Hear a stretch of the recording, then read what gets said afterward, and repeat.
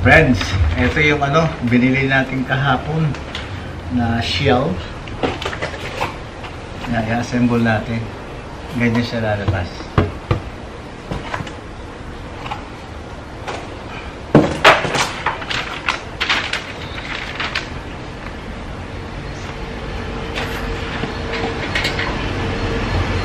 Still itong metal.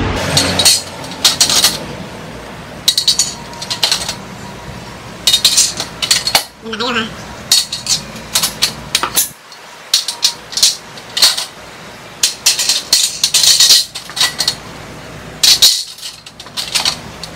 Puro lang pala nata.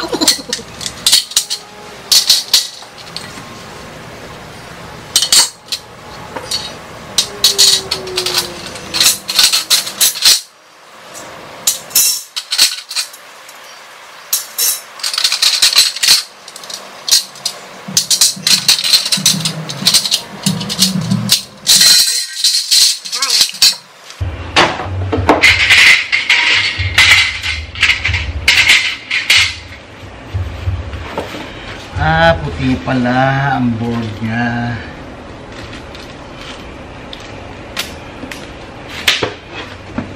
Ito ang board niya.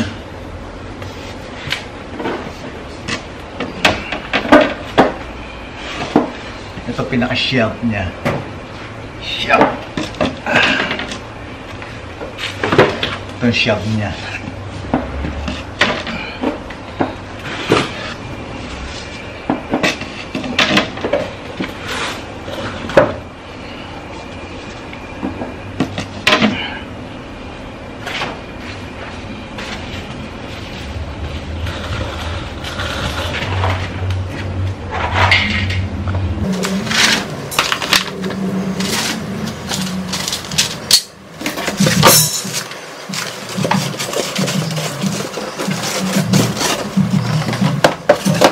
Rubber hammer, friends. Dala ko to. Gamit ko to doon sa sa California, pero inuwi ko dito. Daig lang masinop ang tamad. Hindi. Kung hindi ka masinop, di ba, wala ka nito.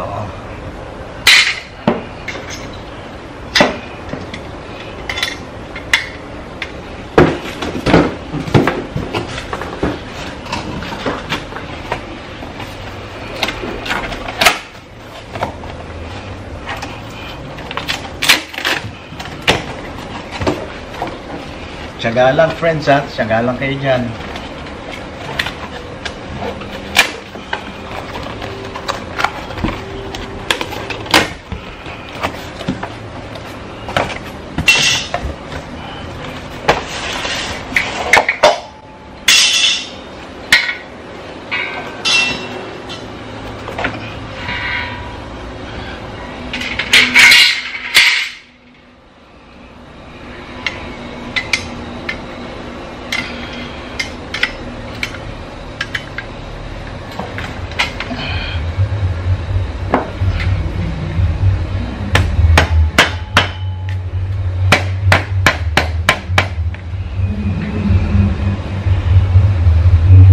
Pero hindi pa natin pakakalubog.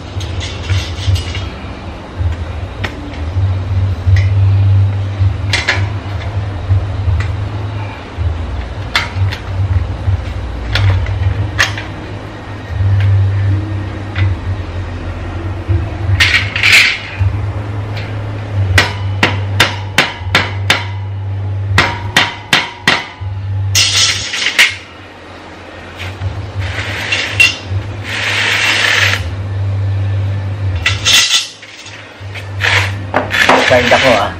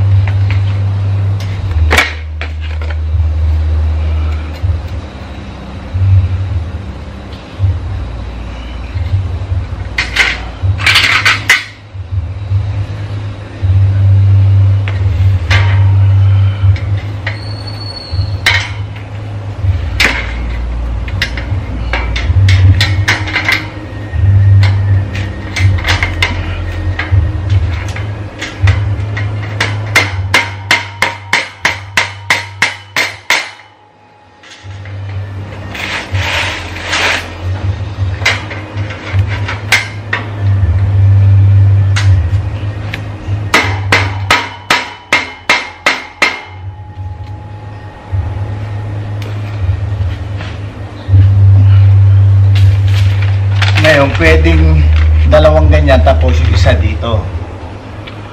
Napipicture nyo, pwedeng hanggang dito to, yung isa dito, or pwede namang diretso silang nasa itaas. Tapos ito, yung shelf na i-adjust yung height. Lagyan muna natin ng pangalawa. Let's say ito.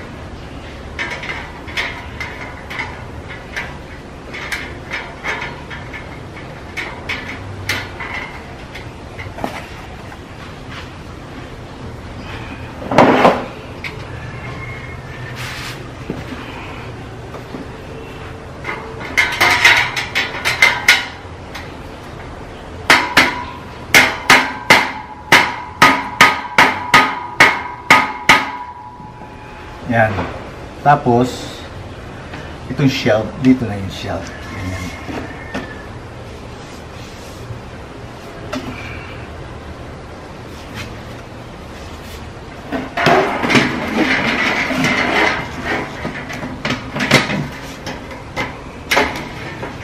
Yan.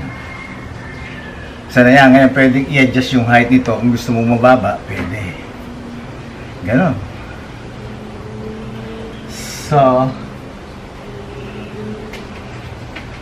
dugtungan natin ngayon. Try natin dito sa end lang, sa end. Yan, para mababa. Ito kasi pwedeng maraming mailagay dito na yung matataas siya. Pwede dito yan. Ngayon dito, pwede mga tsinelas or kung ano lang maipapatong mo na medyo mababa. Hindi kailangan mataas.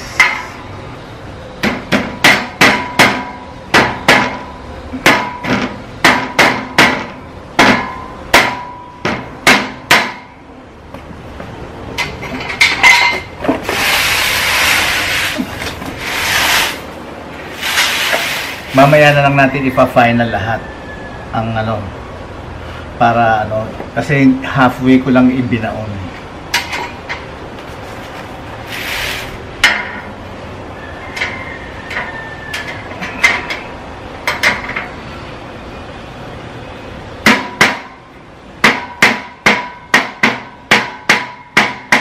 Timing naman talaga itong rubber mallet. Yan talaga ang kailangan dito eh. Oh. Ayan kung makikita nyo. Ayan o. Rubber mallet. Oh. Ayan o. So. Kaya naman timing. Meron ako, dala-dala ko.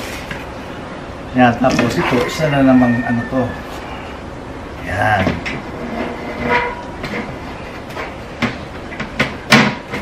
Ayan. Pwede adjustable to. Pwede i-adjust yung taas. Yan. So, ganyan ang magiging itsura. Okay? So, continuous na lang kung ano gusto nyo. Sunod-sunod pa dito ang taas. Or, isa dito, tapos, isa ngayon dito sa side. Dito. Sa side. Bali mangyayari, pag ganyan siya, tapos, nakaganon dito. Yan. Parang ganito, oh.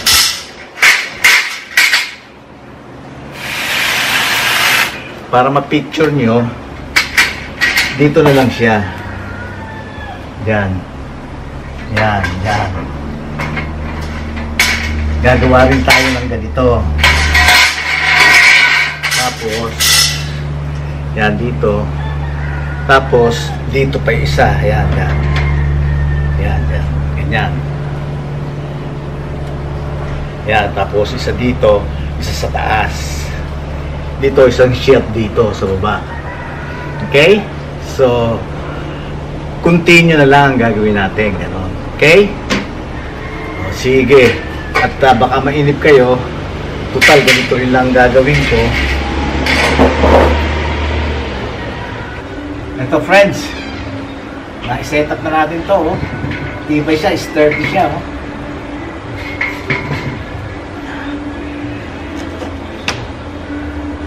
Yun lang, tsaga-tsaga lang, di ba?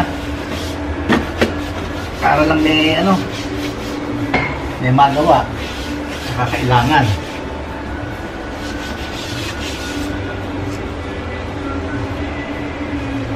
Ito. Nabuo na natin. Sa tulong nyo ha, sa tulong nyo.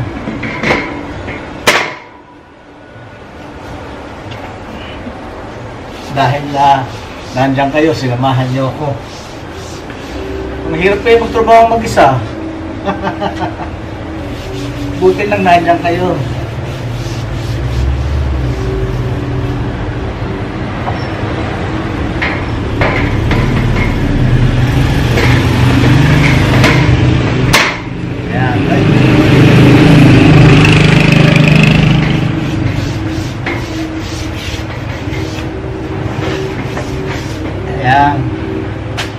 Kanya talaga sobrang pasasalamat ko sa inyo dahil nandiyan kayong palagi, di ba?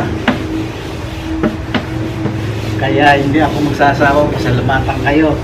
Thank you so much.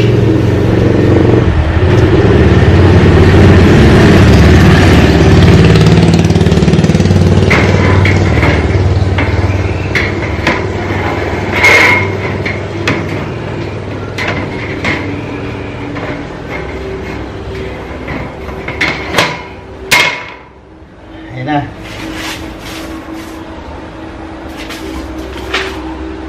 Simple lang naman, susundan mo lang ito eh.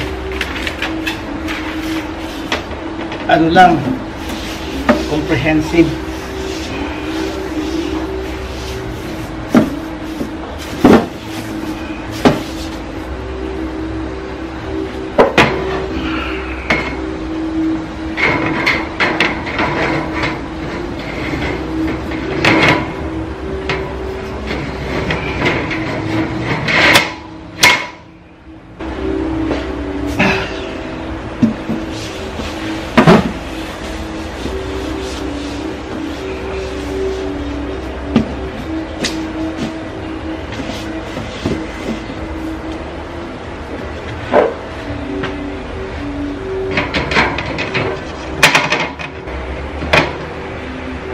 Ayan, friends, so Okay na. Diba?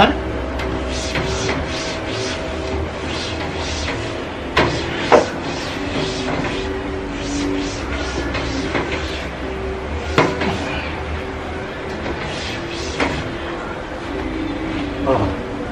Ayan na. Oh, meron pang ano, oh.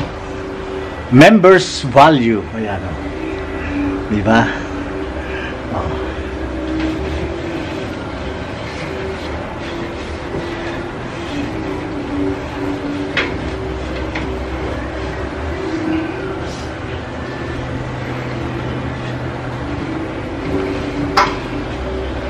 Okay, friends.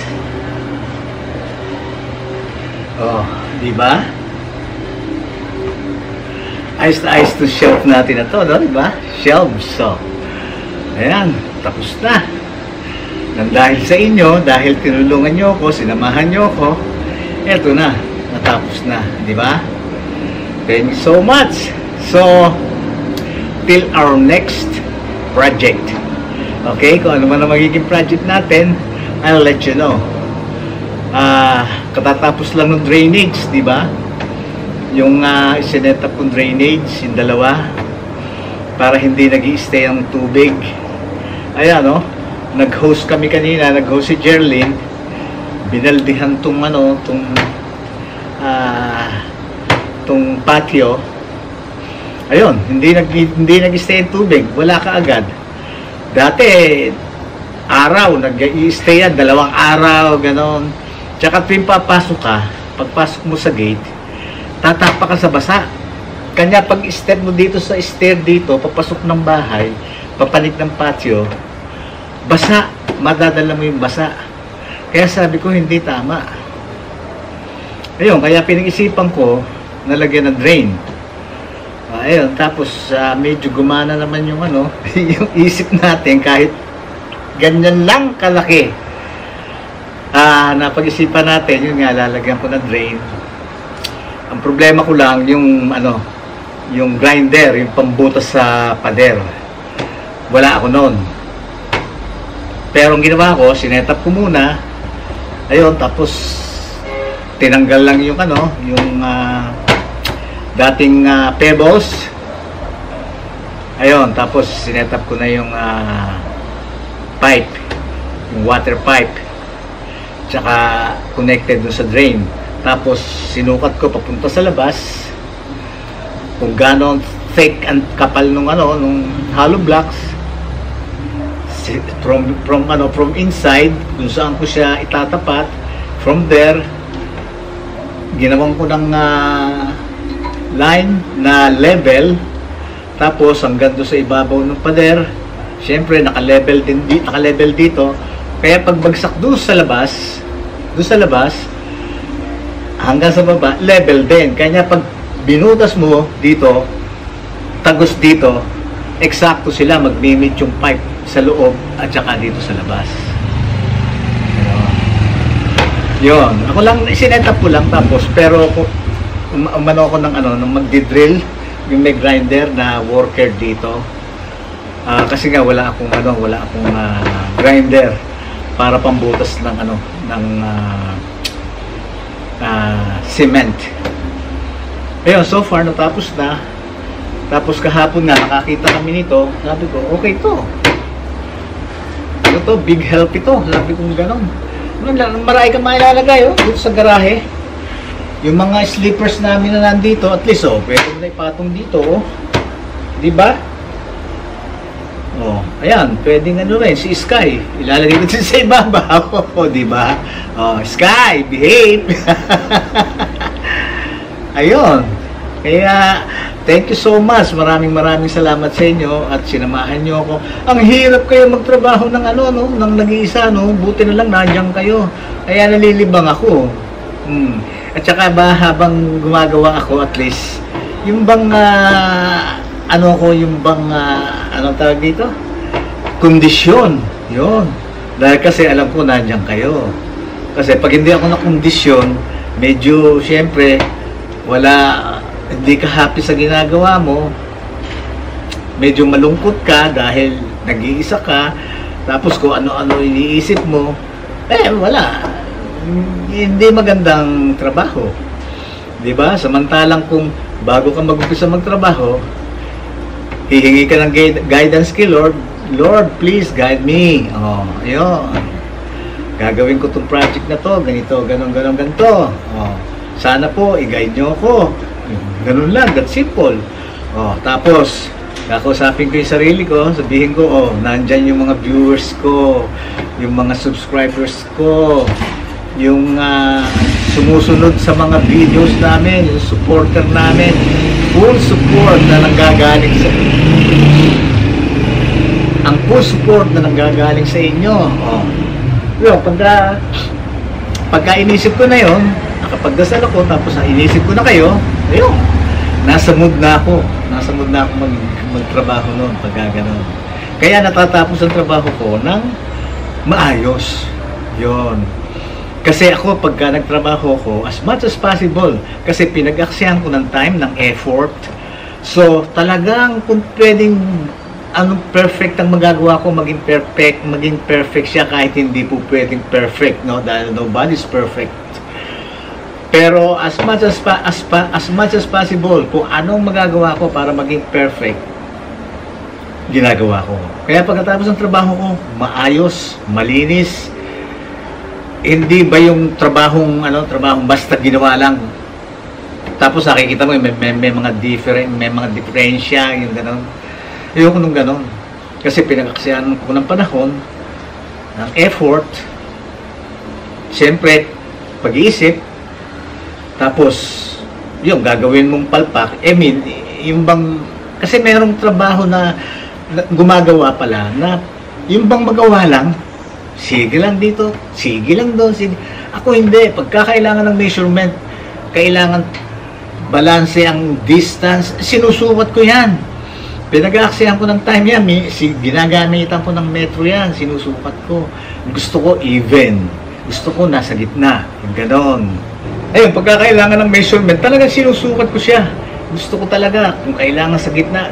Sinusukat ko yun, hindi pwede yung lamang dito, kapos dito, o lamang dito, kapos dito. Hindi, kung kailangan siyang nasa gitna, sinusukat ko yan. Pinag-aaksyahan ko ng time. Kasi yung iba, hindi na susukatin. Titignan lang gano'n, sisipatin lang. Pwede rin yung eye level, pero kailangan yung mata mo,